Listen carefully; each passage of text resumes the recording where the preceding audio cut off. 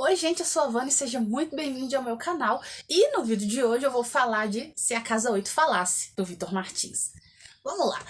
Esse livro foi o meu primeiro contato com a escrita do Vitor Martins. Eu nunca tinha lido nada dele antes, apesar dele já ser um autor que tá na minha wishlist há muito tempo, né, com os dois livros anteriores dele, que são 15 Dias e 1 Milhão de Finais Felizes, porque ele sempre foi um autor que eu ouvi muito falar, que todo mundo sempre fala bem. É um dos poucos autores nacionais que eu já ouvi booktubers tipo Paulo Hatz, do Livraria em Casa, falando sobre.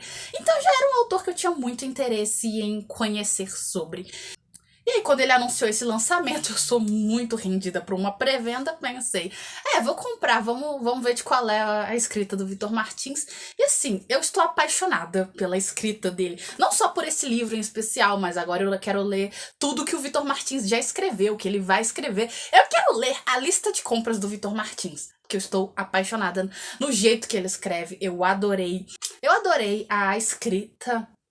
Eu adorei o senso de humor da casa. Eu adorei tudo. Esse livro, ele é muito bom. Mas enfim, esse livro ele vai tratar da mesma casa que ela vai... A casa que é a narradora. Eu adoro livros que tem esses tipos de narrador menos provável. Tipo Não Foi Por Acaso, do Vinícius Grossos, quando que é o destino que narra. Eu adoro um livro com um narrador assim.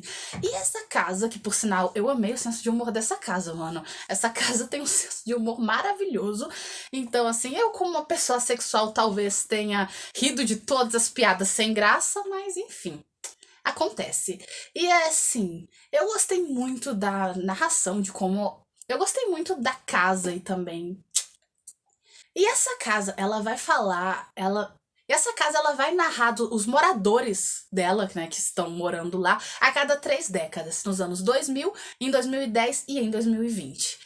A gente vai acompanhar nessa saga 3 personagens principais, apesar das famílias também estarem muito incluídas, que são a Ana, o Greg e o Beto. Nos anos 2000, a gente vai acompanhar a Ana, que é uma menina lésbica, adolescente aí de 16, 15 anos, eu esqueci agora, que tá de boa, assim. Ela não tá nem com medo do bug do milênio, né? Porque tá na virada dos anos 2000. Porque o pai dela trabalha com computadores, mexe com computadores. E ele já tranquilizou ela de que não vai ter bug do milênio nenhum. Fica tranquila. E ela tá feliz também, porque ela tá com a namorada dela, que é a Letícia. E tá, tipo, tudo muito bom. Até que ela recebe a notícia, o pai dela chega pra ela e fala: conseguiu um emprego no Rio de Janeiro, eu acho, na cidade grande, e a gente vai se mudar daqui. Nesse momento, o mundo da coitada da Ana, tipo, desaba. E a primeira coisa que ela pensa é justamente na Letícia e no relacionamento dela. Ela fica muito brava com o pai também. Por como é que você não me contou isso antes, não sei o quê. E a Ana mora só com o pai, a mãe dela morreu. Então, tipo, ela é meio que a única pessoa que ela tem.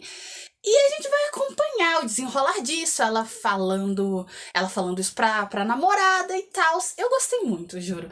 Eu gostei da Ana. Foi a história que de primeira eu menos me identifiquei. De cara assim, na verdade assim, a história que eu mais me identifiquei foi a última, que é a do Beto, mas eu já chego nessa parte. Mas é uma das que eu mais gostei, tipo, de todas. Nos anos 2010 a gente vai acompanhar o Greg. O Greg vai passar uma temporada ali, uns dias, na casa da tia dele, que tem uma locadora em 2010, isso mesmo. Então, ela tá meio falida ali, porque ninguém aluga filmes mais em 2010. E ela meio que coloca o Greg pra trabalhar lá, e o Greg vai passar essa temporada lá com ela, porque os pais dele estão se divorciando, mas eles não querem contar isso pra ele. E o Greg, ele é um menino gay, e ele ainda tem o Greg, ele é um menino gay e ele meio que tem um encanto por um menino que é filho da marmiteira, da dona do restaurante da cidade, que é o menino que leva a marmita pra ele na locadora, que é o Thiago. Vai conhecer e vai meio que ter uma paixãozinha ali no Thiago. E também a gente vai acompanhar a história deles e dele, que ele tá meio ansioso pro primeiro beijo dele, toda essa história, e como é que ele tá lidando com o divórcio dos pais e tal.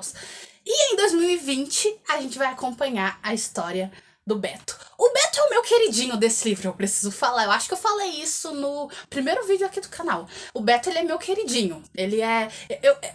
Ler a história do Beto me deu em alguns momentos uma sensação de Vitor Martins, por favor, tire as câmeras da minha casa.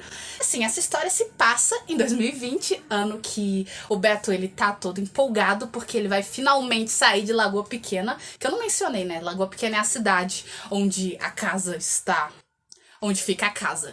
E ele não gosta de lá, ele não gosta de morar no interior, e ele quer fazer como a irmã mais velha dele e mudar de cidade, ir pra cidade grande, e ele quer ser fotógrafo lá e afins, quer inclusive conhecer um amigo barra crush virtual que ele tem, que é o Nicolas, se eu não me engano. Nico, o apelido dele é Nico.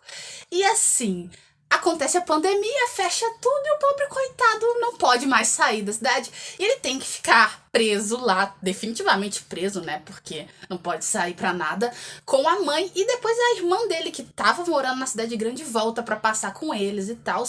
E assim, o Beto, ele tem muitas questões consigo, sabe? As questões de por que ele detesta tanto morar numa cidade pequena, a coisa com a fotografia, o próprio crush no amigo virtual dele e tal.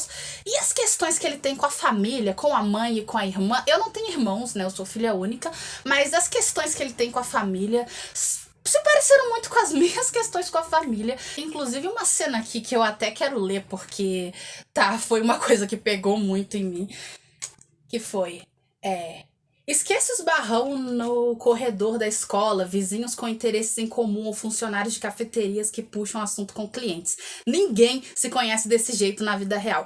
Pessoas como Beto, tímidas, conectadas e nascidas em 2003, conhecem outras pessoas enquanto choram na internet por causa de série cancelada. Eu sou uma pessoa tímida, conectada e nascida em 2003, e talvez por isso eu tenha me conectado mais com o Beto do que com os outros protagonistas. E por isso, como eu falei, ele é muito o meu queridinho, ele é muito eu nesse livro. Eu me vi muito nesse livro através do Beto. E assim, não sei mais o que dizer, aliás, olha só. Saber se eu gostei? A quantidade de post-it que tem aqui. Tipo, esse livro, ele foi muito incrível. Foi uma leitura muito rápida, inclusive. Eu li meio que em 2 dias. Eu comecei a ler no dia que ele chegou, mas nesse dia eu não dei muita sequência. Eu fiquei até de madrugada lendo, mas eu não avancei muito. Até que teve um dia que, se eu não me engano, teve uma chuva de vento e caiu a luz da minha casa. Aí eu fiquei sem internet. O que eu fui fazer? Ler. Isso mesmo. Queda de energia obriga leitora a ler. Olha só que coisa. E foi nesse dia que eu terminei. Então foi tipo... É uma leitura muito rápida e muito fluida, apesar de que sim. É um livro que não é muito grande, ele tem 300 e poucas páginas. E tem um epílogo final que é narrado pelo melhor personagem desse livro. Que não é a casa. Não é o Beto, não é o Greg, não é ninguém. É o cachorro da tia do Greg, que é o Keanu Reeves. Eu não consigo nem falar o nome desse, mas é porque a tia do Greg é fascinada por filmes do Keanu Reeves, e aí ela tem um cachorro de 3 patas que se chama Keanu Reeves. E assim, ele é o melhor personagem, eu adoro quando a casa menciona ele. Talvez por isso que a história do Greg, eu vejo muita gente gostando muito da história do Greg, porque é meio que sobre isso, né? É um cachorro, gente. Quem não gosta? E eu não sei se isso pode ser configurado como spoiler ou não, mas assim, no final do livro, quando você acha que acaba, tem meio que um epílogo narrado pelo Keanu Reeves. Então, tipo, é perfeito. Esse livro, tudo nele é perfeito. Eu dei 5 estrelas e eu favoritei ele por conta, principalmente da história do Beto, como eu falei, porque é a minha favorita. Mas eu gosto muito que essas histórias, elas têm meio que uma interligação entre si. E o jeito com que o Vitor Martins, ele narra tudo com uma leveza e um humor tão bom que, assim, é um livro super gostosinho de ler e super tranquilo. Até na história do Beto, que se passa em 2020, pandemia, uma coisa bem... que pega muito pra gente, porque todos nós vivemos isso, não é mesmo? Mesmo sendo nesse cenário caótico, acaba por sendo uma história que dá pra ler tranquila e é super levinha. Então é isso, esse foi o vídeo de hoje sobre Se a Casa 8 Falasse, do Vitor Martins. Eu espero que vocês tenham gostado. Eu vou deixar o link dele aqui na descrição, pra quem quiser, pra quem se interessar e quiser comprar. E no mais é isso, muito obrigada por ter assistido até aqui. Se gostou, deixa um like. Se inscreve aqui no canal pra ver mais vídeos sobre livros e é isso. E se você já leu Se a Casa 8 Falasse, me conta o seu personagem favorito, qual das 3 histórias você mais amou acompanhar aqui embaixo. E no mais é isso. Muito obrigada por ter visto até aqui. Valeu. Minhas redes sociais e as minhas histórias, pra quem quiser ler, vão estar aqui na descrição. É isso. Tchau.